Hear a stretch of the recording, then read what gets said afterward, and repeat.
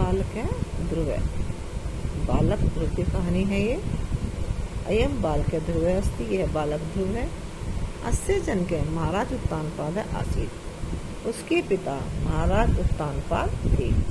तस्य धर्मपत्नी सुनीति रूपवती गुणवती पतिव्रता च नारी आसीत्। उनकी धर्मपत्नी सुनीति रूपवान गुणवान और पतिव्रता नारी थी। सर्व सुख संपन्न अपि राजा संतति विहीन तदर्थम चिंतातुर अभवत्। समस्त सुखों से संपन्न रहते हुए भी राजा संतानहीन होकर उसके विषय में व्याकुल रहते थे। मतिमती सुनीति द्वितीय विवाह कर्तुम तम अकथ्यत। बुद्धिमान सुनीति ने अपने पति को दूसरा विवाह करने के लिए कहा।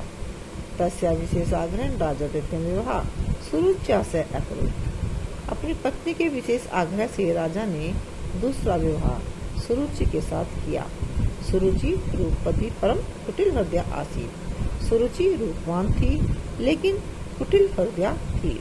विवाहात् परम तस्या एक पुत्र अभवत्। विवाह के पश्चात उसके एक पुत्र उत्पन्न हुआ।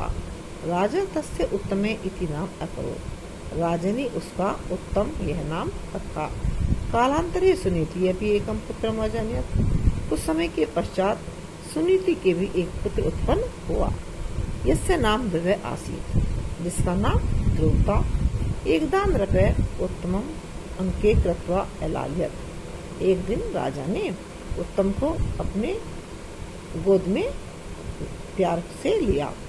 तदानीं एव पंचवर्षीय बालक किंतु नृपतम नो उपवेशत। उसी समय 5 वर्ष का बालक ध्रुव तत्र गच्छत। उसी समय 5 वर्ष का बालक ध्रुव वहाँ पर आया।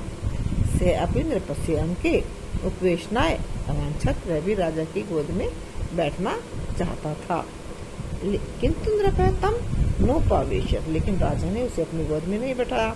तदा तत्र उपविष्टा विमाता सुरुचि ध्रुवं अवदत्। तब वहाँ पर बैठी हुई उनकी सौतेली माँ सुरुचि ने ध्रुव से कहा, त्वं तपोबलेन यदा मम कुक्षो जन्म गृह्यष्यति तदा राजान के उपवेशन योग्य भविष्यसि इति।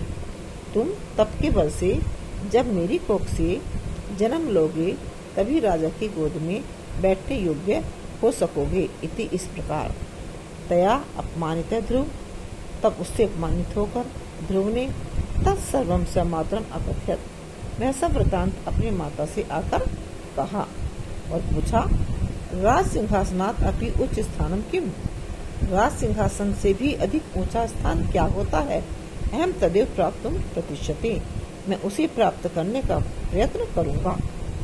चकिता माता ब्रवीत, चकित होकर माता बोली, भगवान एवं तत्स्थानम दातुम समर्थ है। भगवान ही उस स्थान को देने में समर्थ हैं। त्वं तमेव भज, तुम्हें उन्हीं का भजन करना चाहिए। मातु आज्ञा ध्रुव वनम अगच्छत। माता की आज्ञा प्राप्त करके ध्रुव वन को चले गए। तत्र मार्गे मार्गतम अमिलत, तब मार्ग में उन्हें नारद जी मिले। ततः नारदस्योपदेशेन, तब नारद के द्वारा दिए गए उपदेश से सहस लक्ष्य प्राप्त सफल अभवत। वह अपने लक्ष्य को प्राप्त करने में सफल हो गए। अद्यापि आकाशे ध्रुव तारा इति नामना उच्चे स्थित है। आज भी आकाश में ध्रुव तारा इस नाम से सबसे ऊंचे स्थान पर सुशोभित है। धन्यो अयम देश, यह देश धन्य है। यत् ईदृश बालक, जहाँ पर इस तरह के बालक उत्पन्न हुए थे।